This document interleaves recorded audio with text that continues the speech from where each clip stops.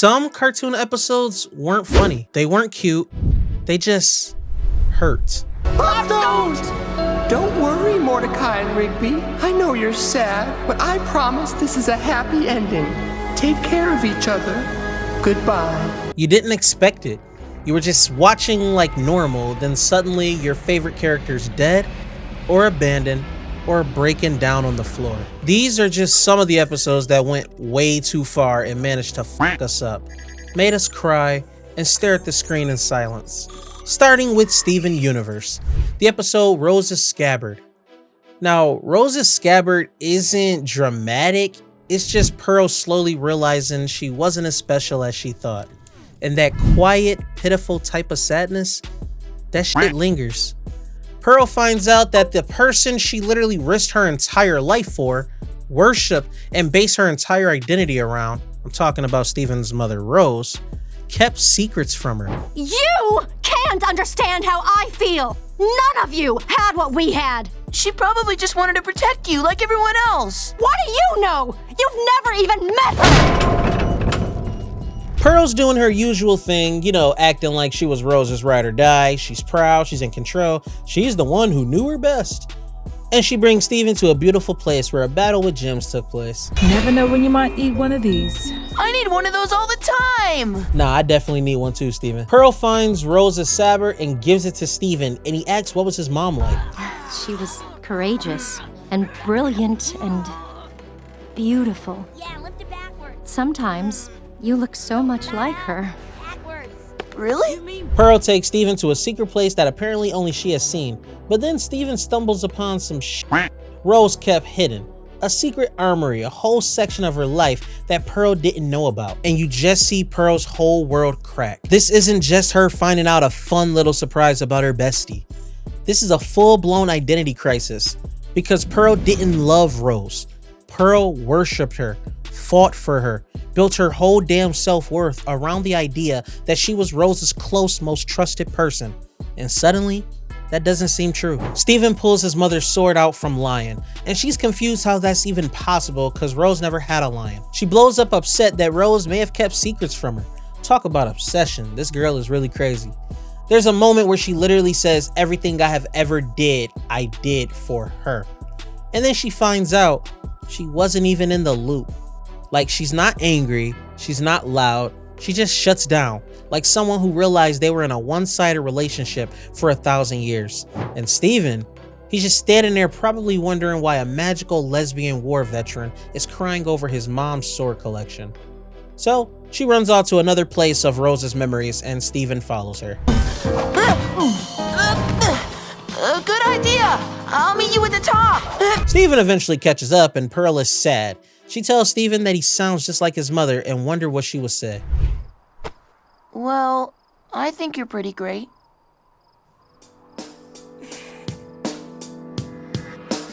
But that's what makes this episode brutal. It's quiet, it's personal, it's not about the war or saving the planet, it's about feeling discarded by the one person you thought gave your life meaning.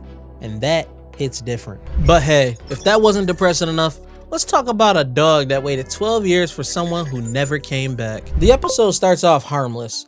Bender and Fry are doing magic tricks when Fry notices a museum with fossils from his time. They go and see the actual pizza place Fry used to work at. Next, we come to the splendidly preserved wooden pizza paddle. Scientists theorize it was used to gently discipline the delivery boy. And for your information, lady, this was not just used to paddle my butt. It was also used to move pizzas and crush rats. He spots his old dog Seymour. Suddenly, it turns into this weird emotional thing where he's like, damn, I forgot I had a dog. And you think, cool, maybe Fry is finally gonna do something meaningful and bring his dog back. You know, little closure, little love, something wholesome for once. He breaks the dog out using Bender. I'm taking him home, and I'd like to see anyone try and stop me. Uh-oh. He's thrown out and decides to protest by boogieing, which somewhat works, I guess, cause he gets his dog back. Now the professor believes he can clone Seymour and bring him back to life. Bender gets jealous because, of Of course he does, which debunks, you know, robots having feelings. Also, throughout the episode, they keep showing flashbacks of Fry's life from 1999 with Seymour, and we see Fry telling Seymour to wait while he delivers a pizza and getting trapped in a chamber pod. The next flashback shows Seymour going to Fry's parents' house and attempting to tell Fry he's missing. The cloning machine is finally complete, and Bender yeets the fossil into lava, like actually throws it into an active volcano. I hate you! I hate you! You evil metal man! Ow! Professor tells him there's a chance he can still be alive. We get another cutscene of Seymour looking for Fry, and honestly, it was really sad. Bender feels bad, and he goes in after Seymour and rescues him, and you think it's over, but nah. Fry forgives him, the fossil survives, the cloning can still happen, then right at the finish line, Fry changes his mind. It seems Seymour died at the ripe old age of 15. 15? You mean he lived for 12 more years after I got frozen? Indeed. Because he assumed Seymour lived a full, happy life after he disappeared, that he moved on, that bringing him back would just be selfish. It's a rare moment of maturity from Fry. You're like, okay, that's kind of sweet. And then the show absolutely crushes you. The flashback to Seymour's life after Fry vanished, and it's just him sitting outside the pizza place every single day through rain, snow, heat, everything, just waiting. People walk by, seasons change, years go by, and he never moves. He just waits until one day he lies down and he dies, still waiting. That's the final scene. No voiceover, no explanation, no comfort. Just a time lapse of a loyal dog growing old, alone, and never understanding why the one person he loved never came back. Fry thought he was doing the right thing, and the truth was he wasn't. The dog didn't move on. He didn't forget. He waited. And Futurama made you watch every second of it. Nothing was more random and sad than Brian dying. The episode starts pretty fast. Stewie and Brian are running from the Indians because he went back in time and decided to give them guns, which they then use to take over. Stewie needs to go back in time and his return pad is broken. Looks like it took some bullets during our escape. Doesn't seem to be working. What is that? What is that? What are you looking for? What are you looking for specifically? They use the Indian Stewie's time machine and take the guns back, and Brian sleeps with one of the women from the tribe. Back at home, Stewie destroys his time machine, they find a hockey net and take it home and decide to play. Oh, wait, I gotta go grab my knee pads. I was using them for this other thing. Anyway, I'll be right back. Very inappropriate question, but what the hell was he using the knee pads for? Brian, look out! No, Brian! Oh my God! Brian! Brian, can you hear me? Holy crap, what the hell happened? Brian gets hit by a car. No warning, no buildup, just steps into the street and gets absolutely wrecked. They rush him to the hospital, but it doesn't matter. He's f***ed up. He says a few words, flatlines, and that's it. Family Guy killed the dog, just casually. And not in a jokey way either. No gag, no punchline, just straight up death. You've given me a wonderful life. I love you all. The scene's ridiculously sad. Stewie's trying to rebuild his time machine, but no luck on the parts. The family is really going through it.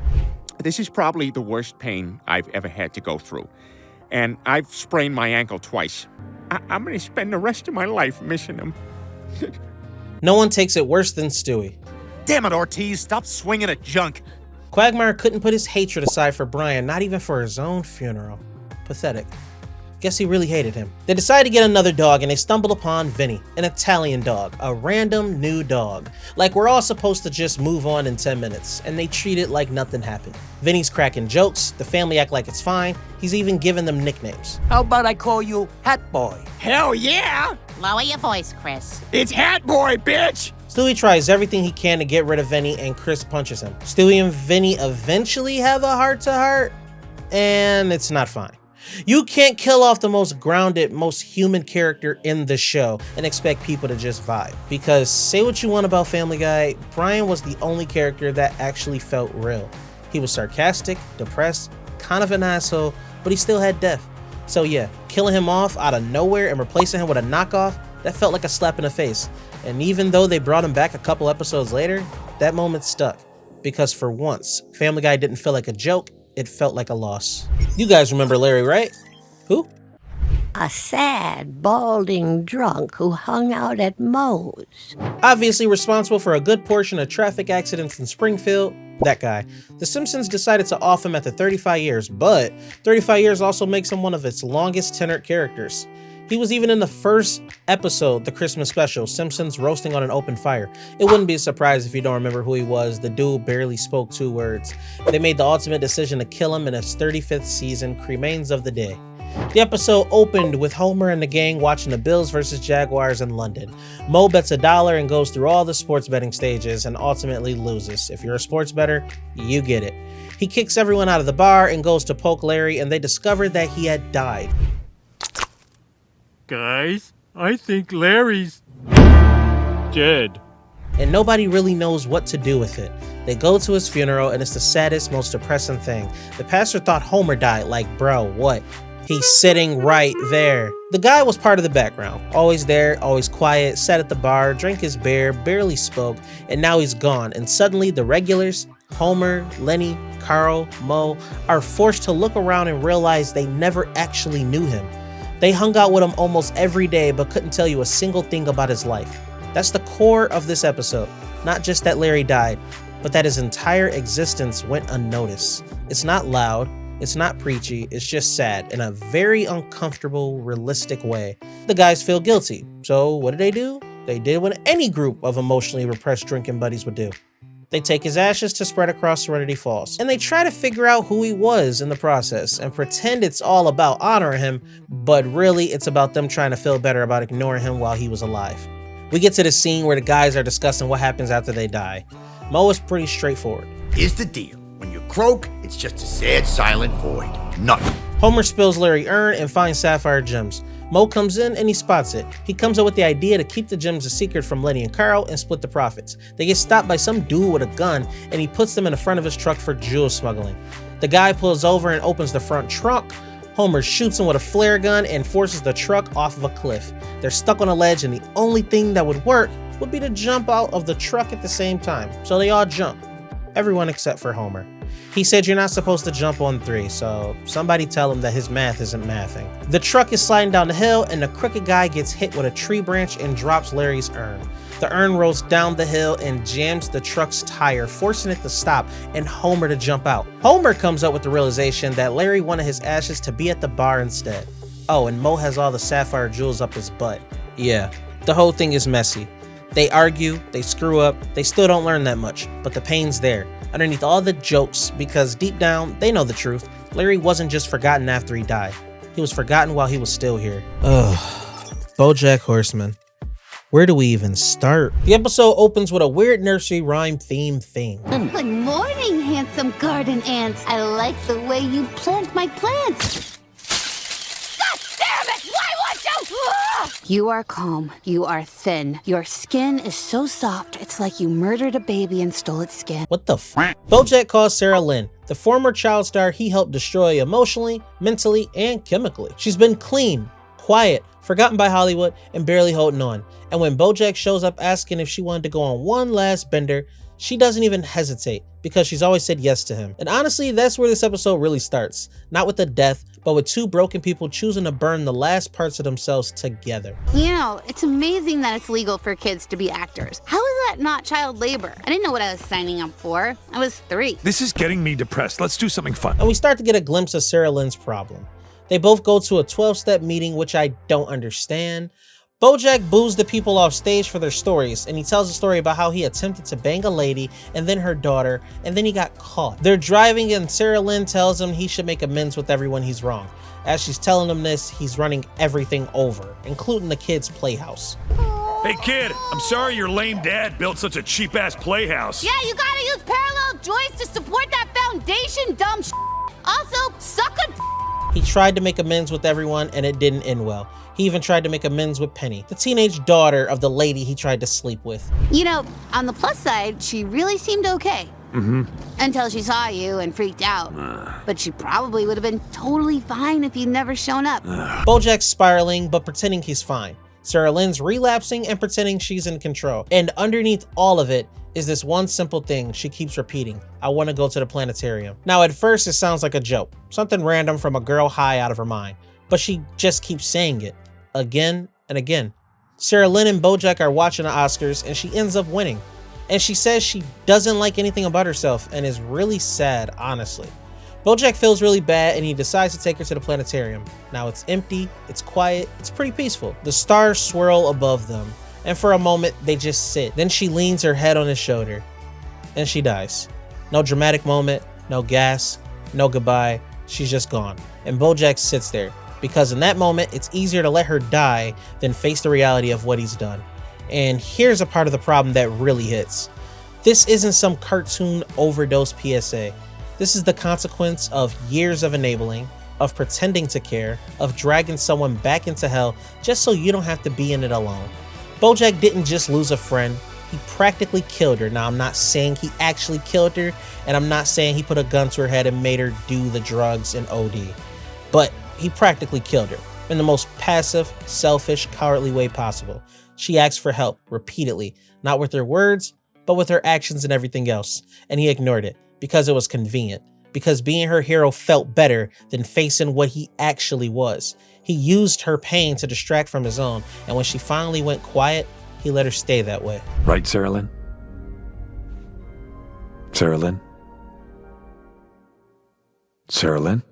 All right, let's ease up the tension just a little bit and talk about the Ice King. The episode I Remember You. Ice King is singing a song he made up and he wants to perfect it to pick up princesses, I guess. He doesn't know anything about his past, so he gets some pages out of his scrapbook and he heads to Marceline's to work on his song. He shows up at Marceline's place out of nowhere, asking her to help him write a hit. Like they're old friends, like nothing's wrong. And Marceline isn't having it. She's not mad in a loud way, but she's tired, because she's been carrying the weight of what he used to be, while he's walking around like a cartoon version of himself, and she's been doing it for centuries. What we find out, slowly, piece by piece, is that Marceline and Ice King aren't just random characters. They have history.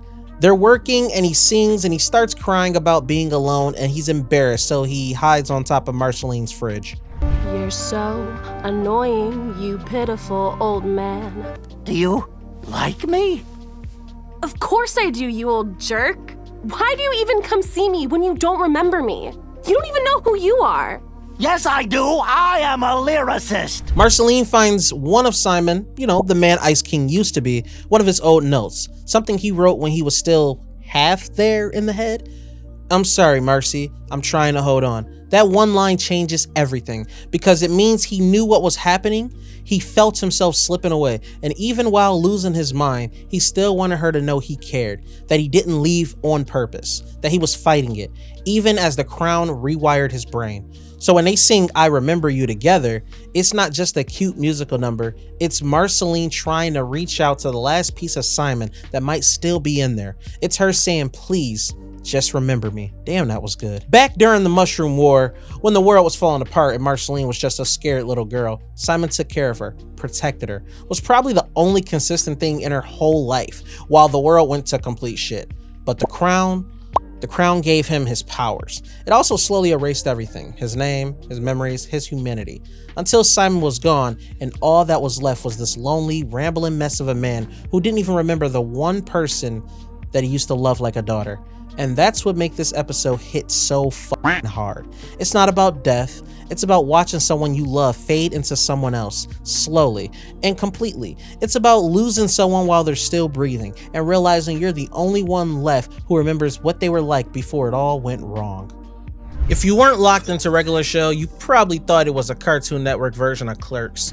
Mordecai and Rigby being lazy, getting yelled at, fighting weird monsters, everything resets by the next episode. But the deeper you got, the more the show started building something.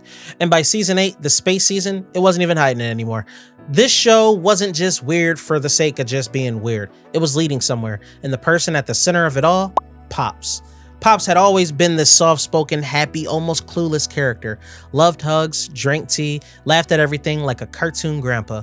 But as the series went on, you start to realize he's not just weird, because he's not from here. He's from Lollyland, a totally different planet with a past that no one really talks about. And for the first 7 seasons, that info just sits in the background. Until Auntie Pops showed up. Auntie Pops is everything Pops isn't. Cold, violent, focused on destruction, and here's a twist. Pops and Auntie Pops are cosmic opposites, literally born to destroy each other in a cycle that resets the universe. Every time they fight, the universe dies and it restarts. So, no matter what they do, no matter how much anyone tries to stop it, it always ends the same. Pops dies, the universe resets, and they do it all over again. The final battle kicks off like a straight up anime. Space War. Death is back, people are dying, friends are getting wiped out. Cartoon Network let this show go full Infinity War before Infinity War. Mordecai and Rigby are out here dodging lasers, Muscle Man's crying, Skips is throwing hands, and through it all, Pops is starting to understand what he is.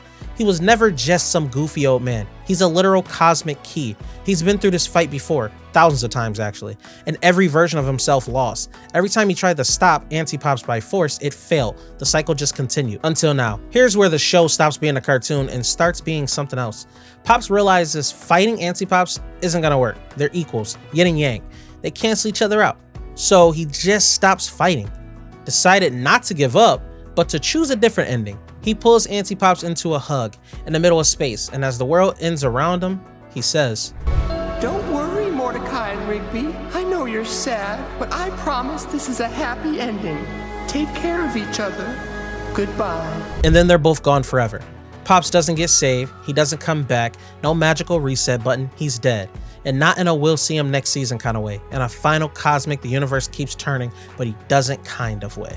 The show ends with everyone moving on, Mordecai becomes an artist, Rigby starts a family, the park crew gets old, life just keeps lifing. And in the background there's a bench, a statue of Pops and his last message frozen in time. Jolly good show. Pops wasn't just comic relief, he was hope. The one person who never got bitter, who never fought just to win, and when it mattered most, he chose peace over survival. He stopped the loop by letting go. That's what made it hurt. Not because he died, but because he did it knowing what it meant. He sacrificed himself and his enemy to save everyone else, and the universe finally got to move forward. If you've seen this episode, then you know it'll piss you off. Mr. Krabs finds out Plankton's afraid of whales. Not dislikes them, afraid, like full-blown phobia. Call off your daughter, Krabs! I'm privy to what you do to organisms like me. I've seen those documentaries. Oh, and you better watch out. I think she's extra hungry today. And instead of doing literally anything else with that information, Krabs does what any emotionally stunted petty capitalist would do. He weaponizes it. Starts dressing up as his own daughter Pearl in a whale costume to intentionally trigger Plankton's fear. Not once, not twice, repeatedly. Hiding behind corners, popping out of trash cans, showing up in mirrors, just terrorizing them. And at first you think it's just typical Spongebob mess, the usual back and forth, Krabs being cheap, Plankton's being desperate, but this time there's no balance. This isn't two rivals screwing with each other. This is one guy mentally torturing the other until he breaks. Plankton stops sleeping, he becomes paranoid, he shuts down the chum bucket completely, not like anybody was going there anyways, but it's shut down. He has a full-blown panic attack in the middle of the street, shaking, sweating, looking over his shoulder for whales that aren't there. Then it gets worse. He walks into the middle of the road, ready to end it all. He's not ranting, he's not yelling about Krabby Patties, he's done. A children's cartoon in broad daylight just casually drops a attempt in the middle of an 11-minute episode, and the show plays it off like a joke. No real consequence, no remorse from Krabs, nothing. Eventually, SpongeBob tries to make it right by tricking Krabs with his own fear, clowns, which somehow levels the playing field, but let's be honest, that doesn't fix shit.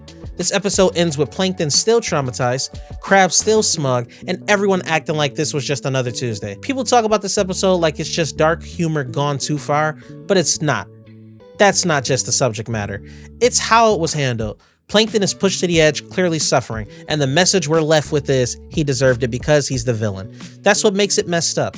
Not just that it happened, but that the writers treated his breakdown like a punchline. No sympathy, no consequence, just haha, the little guy's, you know? Classic SpongeBob.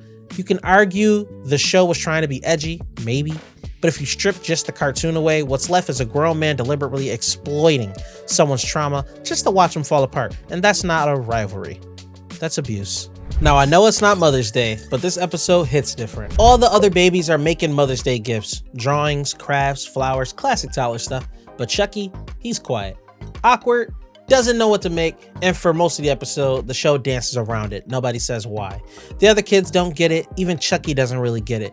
He just knows that he doesn't have a mom like the others do, and he's not okay. Even if he doesn't know how to say it out loud, there's no flashbacks with violins, no big emotional monologue, just slow, quiet scenes of Chaz, Chucky's dad, trying to explain the impossible. How do you tell a toddler that their mom is gone? How do you explain death to a kid who still wears diapers? And then it happens. Hi, little guy. Did you and your friends have fun?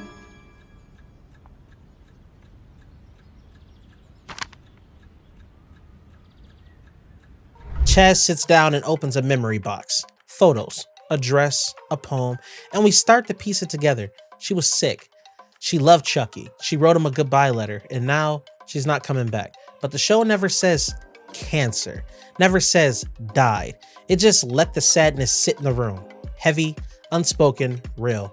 Chucky reads the poem, a love letter from his mom to his son, too young to understand.